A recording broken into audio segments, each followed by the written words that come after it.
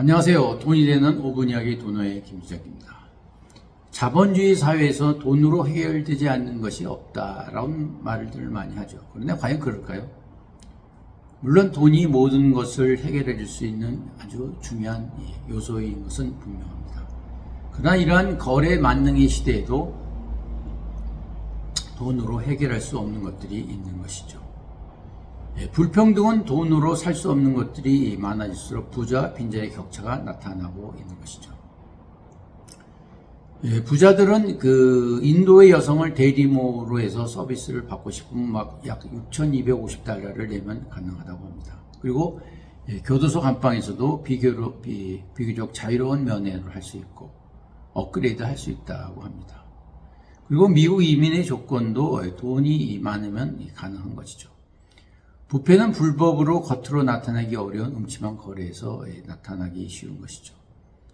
급전인 경우에는 금융권에서 빌릴 수 있는 이 법정 이자 한도를 높이는 건데요.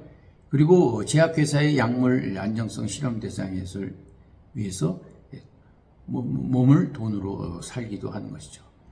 바로 경제적인 여유가 없는 사람에게는 위협이 되는 것이죠.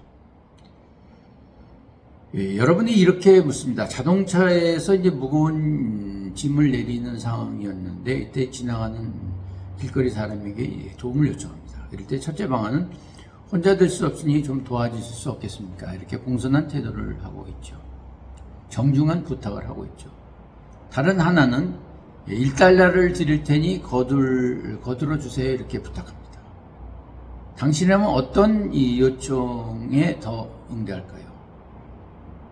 당연히 돈을 주면서 흥정할 때는 대부분 거절하겠죠. 물론 1달러가 아닌 100달러를 단준다 그러면 상황은 달라지겠지만 사람은 근본적으로 돈을 받고 일하는 것보다도 무상으로 일을 함으로써 즐거움을 갖고 최선을 다하는 것이 중요하다고 합니다. 그래서 자원봉사나 자식의 전문 지식을 자선하는 프로보노나 그리고 불우이웃에 성공을 내는 것은 금전적인 이윤 동기를 넘는 행동이다라고 설명하고 있습니다. 마이클 샌들의 돈으로 살 수 없는 곳에서는 이렇게 얘기합니다. 대부분 돈으로 살 수 있지만 대표적으로 살 수 없는 것은 양심, 마음, 사랑이다. 이렇게 단언합니다.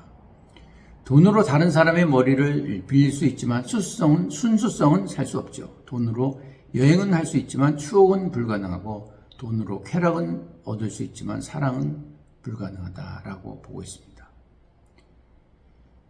살 날이 얼마 남지 않은 이 노인들에게 후회한 것이 무엇인가라고 물어본 설문이 있었습니다.